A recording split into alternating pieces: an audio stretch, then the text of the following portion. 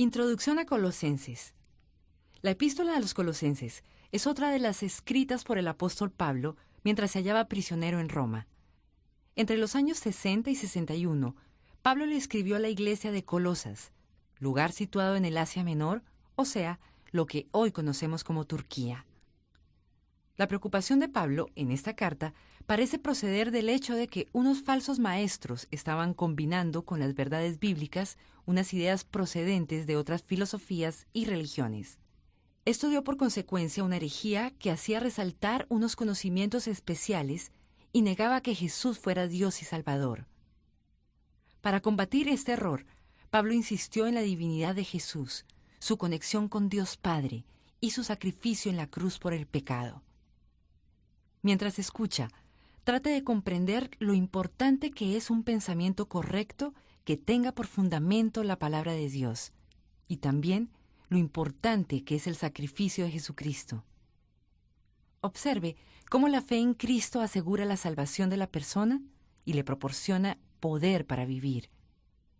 Note además el contraste que existe entre enfocar la vida con fe en Cristo y tener alguna otra manera de enfocarla que trate de añadirle algo a lo que Jesús ha hecho.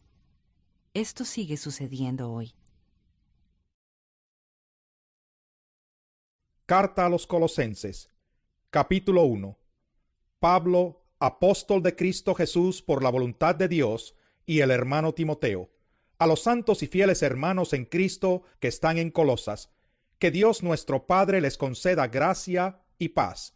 Siempre que oramos por ustedes, damos gracias a Dios, el Padre de nuestro Señor Jesucristo, pues hemos recibido noticias de su fe en Cristo Jesús y del amor que tienen por todos los santos a causa de la esperanza reservada para ustedes en el cielo.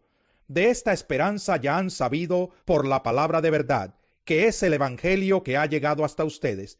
Este Evangelio está dando fruto y creciendo en todo el mundo, como también ha sucedido entre ustedes desde el día en que supieron de la gracia de Dios y la comprendieron plenamente. Así lo aprendieron de Epafras, nuestro querido colaborador y fiel servidor de Cristo, para el bien de ustedes. Fue él quien nos contó del amor que tienen en el Espíritu. Por eso, desde el día en que lo supimos, no hemos dejado de orar por ustedes. Pedimos que Dios les haga conocer plenamente su voluntad con toda sabiduría y comprensión espiritual, para que vivan de manera digna del Señor, agradándole en todo. Esto implica dar fruto en toda buena obra, crecer en el conocimiento de Dios y ser fortalecidos en todo sentido con su glorioso poder. Así perseverarán con paciencia en toda situación, dando gracias con alegría al Padre. Él los ha facultado para participar de la herencia de los santos en el reino de la luz. Él nos libró del dominio de la oscuridad y nos trasladó al reino de su amado Hijo, en quien tenemos redención, el perdón de pecados. Él es la imagen del Dios invisible, el primogénito de toda creación, porque por medio de él fueron creadas todas las cosas, en el cielo y en la tierra, visibles e invisibles, sean tronos, poderes, principados o autoridades. Todo ha sido creado por medio de él y para él. Él es anterior a todas las cosas, que por medio de él forman un todo coherente. Él es la cabeza del cuerpo que es la iglesia. Él es el principio, el primogénito de la resurrección, para ser en todo el primero, porque a Dios le agradó habitar en él con toda su plenitud, y por medio de él reconciliar consigo todas las cosas, tanto las que están en la tierra como las que están en el cielo, haciendo la paz mediante la sangre que derramó en la cruz. En otro tiempo ustedes, por su actitud y sus malas acciones, estaban alejados de Dios y eran sus enemigos. Pero ahora Dios, a fin de presentar los santos, intachables e irreprochables delante de él, los ha reconciliado en el cuerpo mortal de Cristo mediante su muerte, con tal de que se mantengan firmes en la fe, bien cimentados y estables, sin abandonar la esperanza que ofrece el Evangelio. Este es el Evangelio que ustedes oyeron y que ha sido proclamado en toda la creación debajo del cielo, y del que yo, Pablo, he llegado a ser servidor. Ahora me alegro en medio de mis sufrimientos por ustedes, y voy completando en mí mismo lo que falta de las aflicciones de Cristo, en favor de su cuerpo, que es la iglesia. De esta llegué a ser servidor según el plan que Dios me encomendó para ustedes, el dar cumplimiento a la palabra de Dios, anunciando el misterio que se ha mantenido oculto por siglos y generaciones, pero que ahora se ha manifestado a sus santos. A estos Dios se propuso dar a conocer cuál es la gloriosa riqueza de este misterio entre las naciones, que es Cristo en ustedes, la esperanza de gloria. A este Cristo proclamamos, aconsejando y enseñando con toda sabiduría a todos los seres humanos, para presentarlos a todos perfectos en él.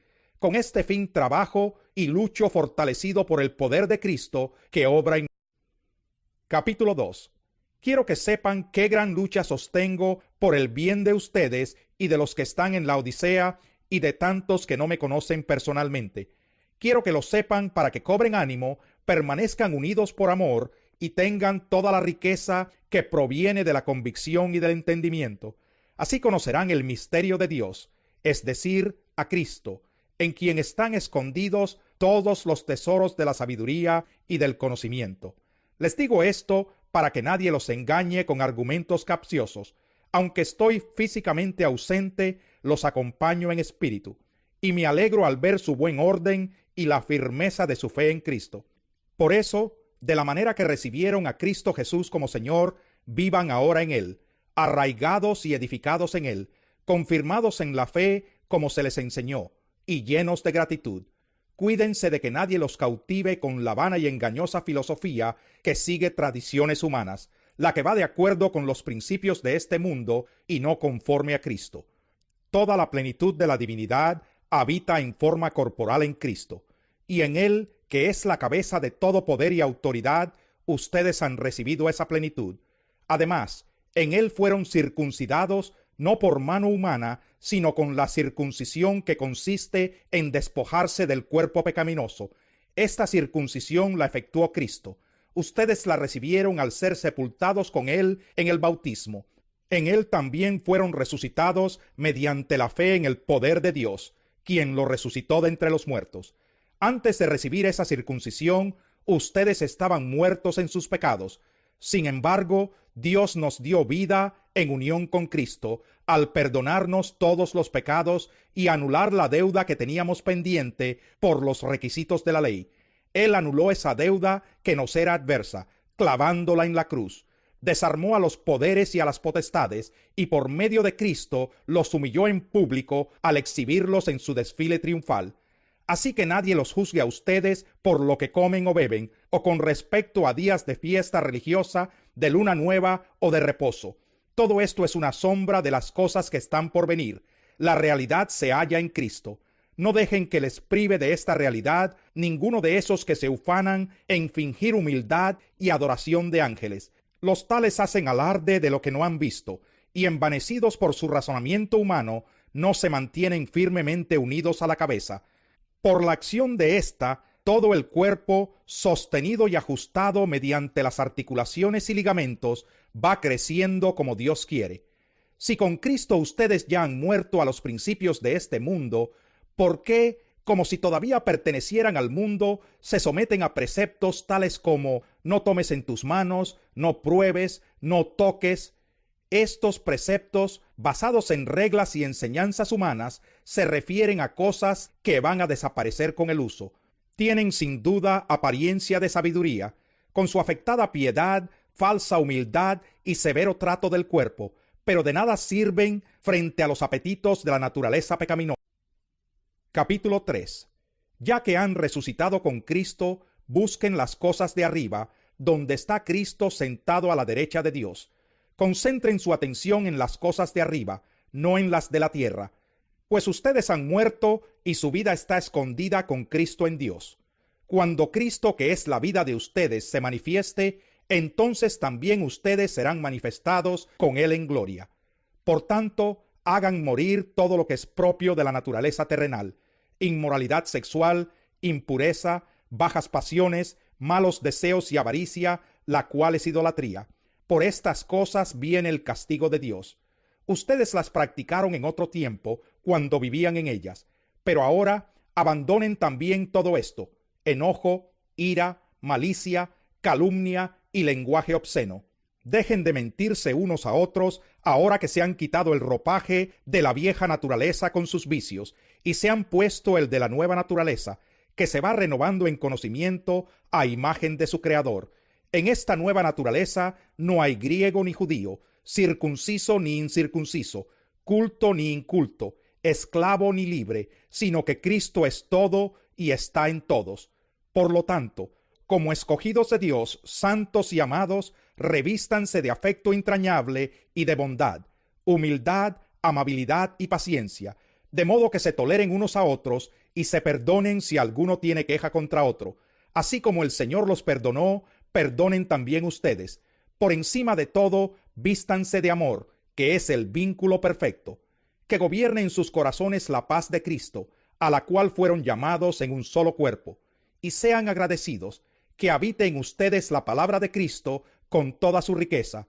Instrúyanse y aconséjense unos a otros con toda sabiduría. Canten salmos, himnos y canciones espirituales a Dios con gratitud de corazón. Y todo lo que hagan, de palabra o de obra, háganlo en el nombre del Señor Jesús, dando gracias a Dios el Padre por medio de él. Esposas, sométanse a sus esposos como conviene en el Señor. Esposos, amen a sus esposas y no sean duros con ellas. Hijos, obedezcan a sus padres en todo, porque esto agrada al Señor. Padres, no exasperen a sus hijos, no sea que se desanimen. Esclavos, obedezcan en todo a sus amos terrenales, no solo cuando ellos los estén mirando, como si ustedes quisieran ganarse el favor humano, sino con integridad de corazón y por respeto al Señor. Hagan lo que hagan, trabajen de buena gana, como para el Señor y no como para nadie en este mundo, conscientes de que el Señor los recompensará con la herencia. Ustedes sirven a Cristo el Señor. El que hace el mal pagará por su propia maldad, y en esto no hay favoritismo. Capítulo 4. Amos, proporcionen a sus esclavos lo que es justo y equitativo, conscientes de que ustedes también tienen un amo en el cielo. Dedíquense a la oración, perseveren en ella con agradecimiento y al mismo tiempo intercedan por nosotros a fin de que Dios nos abra las puertas para proclamar la palabra, el misterio de Cristo por el cual estoy preso. Oren para que yo lo anuncie con claridad como debo hacerlo. Compórtense sabiamente con los que no creen en Cristo, aprovechando al máximo cada momento oportuno. Que su conversación sea siempre amena y de buen gusto. Así sabrán cómo responder a cada uno. Nuestro querido hermano Tíquico, fiel servidor y colaborador en el Señor, les contará en detalle cómo me va. Lo envío a ustedes precisamente para que tengan noticias de nosotros y así cobren ánimo. Va con Onésimo, querido y fiel hermano, que es uno de ustedes. Ellos los pondrán al tanto de todo lo que sucede aquí. Aristarco, mi compañero de cárcel, les manda saludos, como también Marcos, el primo de Bernabé. En cuanto a Marcos, ustedes ya han recibido instrucciones. Si va a visitarlos, recíbanlo bien. También los saluda Jesús, llamado el Justo. Estos son los únicos judíos que colaboran conmigo en pro del reino de Dios, y me han sido de mucho consuelo. Les manda saludos Epafras, que es uno de ustedes. Este siervo de Cristo Jesús está siempre luchando en oración por ustedes para que plenamente convencidos se mantengan firmes, cumpliendo en todo la voluntad de Dios. A mí me consta que él se preocupa mucho por ustedes y por los que están en la Odisea y en Hierápolis. Los saludan Lucas, el querido médico, y Demas. Saluden a los hermanos que están en la Odisea, como también a Ninfas y a la iglesia que se reúne en su casa. Una vez que se les haya leído a ustedes esta carta, que se lea también en la iglesia de la Odisea, y ustedes lean la carta dirigida a esa iglesia. Díganle a Arquipo que se ocupe de la tarea que recibió en el Señor y que la lleve a cabo. Yo, Pablo, escribo este saludo de mi puño y letra. Recuerden que estoy preso. Que la gracia sea con ustedes.